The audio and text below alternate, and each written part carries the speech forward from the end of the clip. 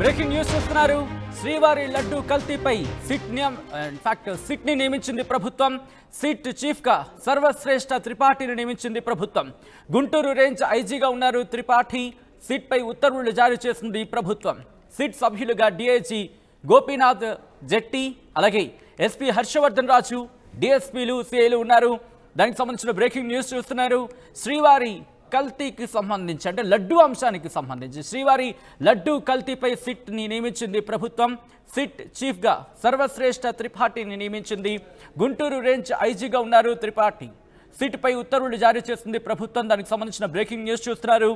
SIT సభ్యులుగా DIG Gopinath జెట్టిని, SP Harshavardhan రాజుని, డిఎస్పీలు, సిఐలు కూడా ఉన్నారు. ఈ సీట్లు అప్డేట్స్ చేసుకునే ప్రయత్నం చేద్దాం. మా ప్రతినిధి కృష్ణమోహన్ అప్డేట్స్ అందించేందుకు లైవ్ లో సిద్ధంగా ఉన్నారు. కృష్ణమోహన్, మొత్తం ఎంతమంది ఉన్నారు సిట్లు?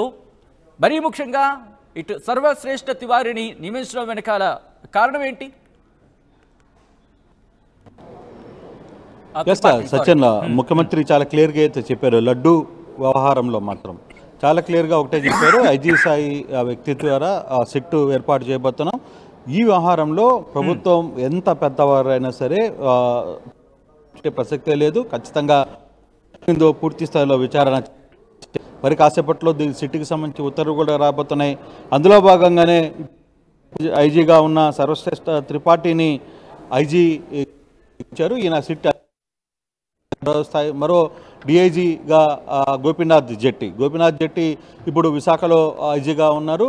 విశాఖ రేంజ్కి ఐజీగా ఉన్నారు. అయితే గతంలో గోపీనాథ్ జెట్టి పూర్తిగా కూడా తిరుమల ఇంటెలిజెన్స్ అక్కడ పనిచేశారు. తిరుపతి విజిలెన్స్ విభాగంలో పనిచేశారు కాబట్టి స్థాయిలో ఎక్స్పీరియన్స్ ఉంది కూడా దానిలో తీసుకుంది. మరోవైపు కడప ఎస్పీగా పనిచేశారు హర్షవర్ధన్ రాజు. అధికారులు ముగ్గురు ఐపీఎస్ని నియమించిన కింద కొంతమంది డిఎస్పీలని, కొంతమంది సిఐలను కూడా ఉంచారు. ఇది అఫీషియల్ గా జియో మరి కాసేపట్లో విడుదల కాబోతున్న పరిస్థితి అయితే ఉంది. ప్రధానంగా దీంట్లో కొంతమంది మెంబర్లను కూడా ఉంచారు. అంటే గతంలో రిటైర్డ్ అయ్యి డిఐజీగా రిటైర్డ్ అయ్యి ఉన్న కొంతమంది అధికారులను కూడా తీసుకుంటున్నారు. అయితే ఈ అధికారికంగా ఐజీ సంబంధించిన వ్యవహారంలో సిట్టిని చాలా క్లియర్ గా, ఎందుకంటే తిరుమల లడ్డూకు సంబంధించి ఇష్యూ మొత్తం కూడా ప్రపంచవ్యాప్తంగా దీని మీద చర్చ జరుగుతున్న నేపథ్యంలో ఈ సిట్ బృందం చాలా గట్టిగా ఉండాలనే నేపథ్యంలోనే ఒక అధికారుల లిస్టును కూడా చాలా జాగ్రత్తగా ఎంచుకున్నారు. దీని మీద ముఖ్యమంత్రి 2-3 సార్లు అధికారులతో మాట్లాడినట్టుగా తెలుస్తోంది.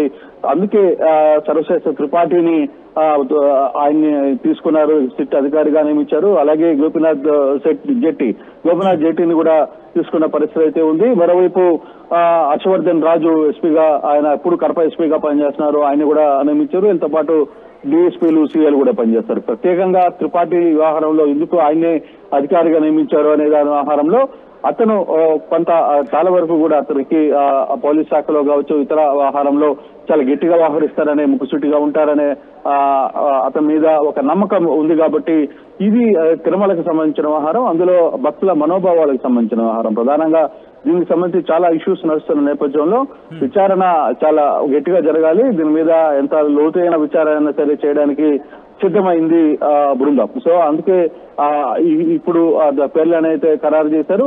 వీటికి కొద్ది సపోర్ట్ గా కొంతమంది రిటైర్డ్ ఐజీ స్థాయి అధికారులను, డిఐజీ స్థాయి అధికారులను కూడా కొంతమందిని తీసుకుంటారనేది ఉంది. కానీ అఫీషియల్ గా ఇప్పుడు డిపార్ట్మెంట్ లో పనిచేస్తున్న ఈ ముగ్గురు ఐపీఎస్ అధికారులని ఈ రోజు తీసుకోబోతు మరి కాసేపట్లో జీవో వచ్చి విడుదలయ్యే పరిస్థితి అయితే కనపడుతుంది. సత్యం, అంటే ఈ సిట్ కి సంబంధించి ఎన్ని రోజులు టైం పీరియడ్ ఇవ్వబోతోంది? దానికి సంబంధించి ఏమైనా పేర్కొందా? ఈ రిపోర్ట్ ఎన్ని రోజులు ఇవ్వాలి ఏంటి అనేది జీవోలో విడుదల చేస్తారు. జీవోకి సంబంధించి ముఖ్యమంత్రి కొద్దిసేపట్లో మాట్లాడే పరిస్థితి కూడా ఉందని చెప్తున్నారు. ఆ నేపథ్యంలో మరి ఎన్ని రోజుల్లో సిట్టు తన నివేదికను ఇవ్వాలి, లేదు దీనికి సంబంధించి పూర్తిగా అధికారికంగా ఇంకా రికార్డెడ్ ఇదైతే రాలేదు. కానీ సాధ్యమైనంత త్వరగా, ఎంత ఎర్లీగా ఈ సిట్కి సంబంధించి వ్యవహారంలో త్వరగా నిర్ణయం అయితే తీసుకోవాలి. ఇప్పటికే భక్తులకు సంబంధించి వ్యవహారంలో చాలా సీరియస్ ఇష్యూస్ ఉన్నాయి. భక్తులు పూర్తిగా మనోభావాలు దెబ్బతిన్నాయి. మరోవైపు తిరుమల లాంటి దేవస్థానానికి సంబంధించిన వ్యవహారంలో కేవలం ఈ ఒక్క విషయమే కాదు, గతంలో కూడా చాలా ఇష్యూస్ జరిగాయి అనేది ఇప్పుడున్న ప్రస్తుత కూటమి ప్రభుత్వం భావిస్తున్న నేపథ్యంలో విచారణ ఎంత త్వరగా వేగవంతంగా చేయాలి. నాకున్న సమాచారం దాదాపుగా వారం 15 రోజుల లోపలే దీనికి సంబంధించి పూర్తిగా విచారణ చేపట్టాలి. విచారణ కూడా చాలా వేగవంతంగా క్లియర్ చేయాలని. అయితే సిట్ ఇక్కడ ప్రభుత్వం ఏమో సిట్ చేస్తుంది, కానీ చాలా వరకు కూడా బయట ఇతర రాష్ట్రాల నుంచి కూడా ఒత్తిడి సిఐడికి చెప్పండి, లేదు సుప్రీంకోర్టు జడ్జి చేత, లేదు సుప్రీంకోర్టు అక్కడ రిటైర్డ్ జడ్జి చేత కావచ్చు, వీటి మీద విచారణ జరిపించాలని చాలా వరకు కూడా సంఘాలైతే బయట నుంచి ప్రజలైతే కనబడుతుంది. మరోవైపు బీజేపీ నుంచి కొంతమంది నేతలు కూడా దీని మీద వ్యాఖ్యానించిన పరిస్థితి అయితే ఉంది.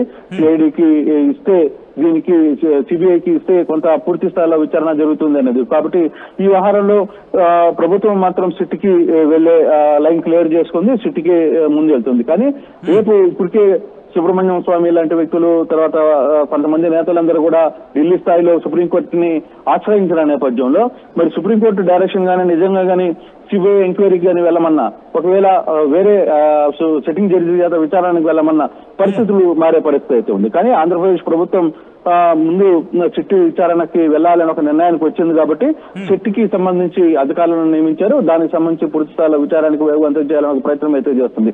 కానీ ఈ సిట్ విచారణ అయితే జరుగుతుంటే మరోవైపు సుప్రీంకోర్టు రేపు ఎల్లుండో ఇది విచారణకు వచ్చే పరిస్థితి ఉందని చెప్తున్న నేపథ్యంలో అక్కడ డైరెక్షన్ లో కానీ కొంత మార్పు వస్తే అప్పుడు ప్రభుత్వం ఏం చేస్తుంది అన్నది కూడా వేచి చూడాల్సిన పరిస్థితి అయితే కనబడుతుంది. సత్యం, అంటే సాధారణంగా ఇటువంటి ఇష్యూస్ కి సంబంధించి మాట్లాడుకున్నప్పుడు మొదట సిట్ ఎంక్వైరీని ఏర్పాటు చేయడం జరుగుతుంది. సిట్ ఇచ్చిన రిపోర్ట్కి దాన్ని బేస్ చేసుకొని ఇటు సిబిఐ కావచ్చు లేకపోతే ఈడీ కూడా రంగంలోకి దిగే అవకాశం మనకు కనిపిస్తూ ఉంటుంది. సో ప్రభుత్వం ఎటువంటి ఆలోచనలో ఉంది? సిట్ రిపోర్ట్ వచ్చిన తర్వాత దాని తీవ్రత బట్టి ముందుకు వెళ్ళే అవకాశం ఉందా, లేకపోతే సిట్కి సంబంధించి ప్రభుత్వం ఎటువంటి ఒపీనియన్ చెప్పడం జరుగుతోంది?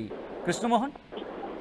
ఎస్, అంటే బేసిక్ గా సిట్ ఎన్ని రోజుల్లో ఇస్తారు, సిట్ తన రిపోర్ట్ ని ఎన్ని రోజుల్లో ఇవ్వబోతున్నారు, ఏఆర్ సంబంధించిన దగ్గరికి వచ్చిన నేపథ్యంలో ఇది ఉద్దేశపూర్వకంగా జరిగిందా, దీని వెనకాల ఏదైనా జరిగిందా, కేవలం అసలు ఈ టెండరింగ్ వ్యవస్థలో జరిగిన లోపం ఏంటి, దీనికి సంబంధించి అప్పుడున్న విజిలెన్స్ అధికారులు, టీటీలో ఉన్న ప్రతి విభాగానికి సంబంధించిన అధికారులు, ఎందుకంటే ఒక వస్తువు తిరుమల కొండకి స్వామి ప్రసాదానికి పోవడానికి చాలా చెక్స్ ఉంటాయి. ఒకటి పర్చేస్ డిపార్ట్మెంట్ చెక్ ఉంటుంది, తర్వాత అక్కడి నుంచి క్వాలిటీ డిపార్ట్మెంట్ చెక్ ఉంటాయి, ఆ తర్వాత పైకి వెళ్లాల్సిన పరిస్థితి ఉంది. అటువంటి పరిస్థితుల్లో సో ఇంత లోపభూయిష్టమైన కల్తీ ఉన్న నెయ్యిని ఎలా పైకి పంపించారు అనే ఒక చర్చ జరుగుతున్న నేపథ్యంలో ఇది ఎలా ప్రాసెస్ అయింది, నిజంగానే ఈ ప్రాసెస్ కి ఎలా ముందుకు వెళ్ళింది, ఏ విధంగా పైకి చేరింది అనే ఒక చర్చ.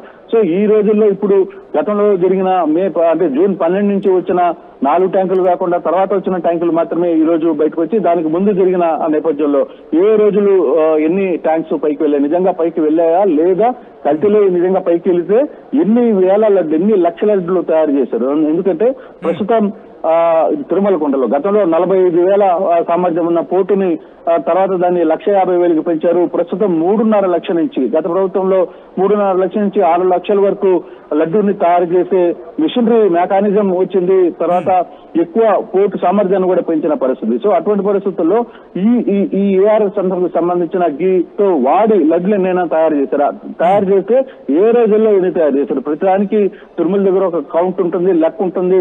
లడ్డు దిట్టం ప్రకారం ఒక దిట్టానికి ఎన్ని లడ్లు కావాలి, ఎన్ని దిట్టాల ఇది మేకింగ్ అయింది, ఎన్ని దిట్టాల లడ్లు ఆ రోజు తయారయ్యాయి, 1,00,000 తయారయ్యాయా, ఎన్ని అమ్ముడిపోయాయి, 1,00,000 తయారైతే ఎన్ని అమ్ముడిపోయాయి, లేదు 3 లక్షలు తయారైతే ఎన్ని అమ్ముడిపోయాయి. సో భక్తుల డిమాండ్ ఏ విధంగా ఉంది. సో ఇవన్నీ కూడా కొంత ఎంక్వైరీ చేయాల్సిన పరిస్థితి ఉంటుంది. కాబట్టి ఖచ్చితంగా ఒక వారం 10 రోజులు ఈ వ్యవహారం అయితే జరిగే పరిస్థితి ఉంటుంది. అందులో సుదీర్ఘ అంటే ఎక్కడో దిండిగల్ నుంచి వచ్చిన నెయ్యి అక్కడికి కొంతమంది వెళ్లాల్సిన పరిస్థితి ఉంటుంది. మరోవైపు ఇతర కంపెనీలకు సంబంధించి అసలు మొత్తం లిస్ట్ అవుట్ నిన్న కంప్లీట్ గా ఒక 2014 నుంచి కూడా ఇప్పటి వరకు జరిగిన వ్యవహారం అంతా కూడా కొంత వెనక్కి వెళ్లే పరిస్థితి ఉంటుంది. అలాగే 2019 నుంచి ఏం జరిగిందనే వ్యవహారం కూడా కొంత లోతుగా వెళ్లే పరిస్థితి అయితే ఉంటుంది. సో వీటన్నిటినీ క్రాస్ చెక్ చేసుకోవాలి. తర్వాత వీటికన్నిటికీ చాలా ఎంక్వైరీ చేసుకోవాల్సిన పరిస్థితి ఉంది. కాబట్టి సో అప్పుడున్న అధికారులు కావచ్చు, అప్పుడున్న టీటీడీ చైర్మన్లు కావచ్చు, లేకపోతే అప్పుడున్న ఈఓలను కావచ్చు, వీళ్ళందరినీ కూడా సిట్ అధికారులు ఖచ్చితంగా విచారణ చేస్తే వాళ్ళని పిలుస్తారు కూడా.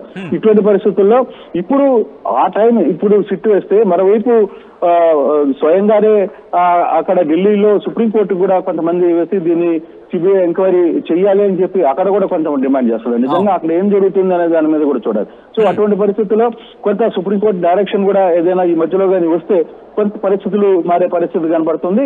అప్పుడు ఆంధ్రప్రదేశ్ ప్రభుత్వం ఏ విధంగా ముందుకు వెళ్తుందో కూడా చూడాల్సిన నేపథ్యం. అయితే మరి కాసేపట్లో మాత్రం జీవో రిలీజ్ కాబోతుంది. ఎన్ని రోజుల్లో సిట్టు విచారణ ముగించాలనే ఒక ప్రయత్నం కూడా చెప్పబోతున్నారు. అయితే ఎంతవరకు ఏ టైం వరకు ఈ వ్యవహారం నడుస్తుంది, అయితే ఇది ఎన్ని రోజుల్లో ముగించాలి విచారణ అనేది కూడా చూడాల్సిన పరిస్థితి అయితే కనబడుతోంది సచిన్.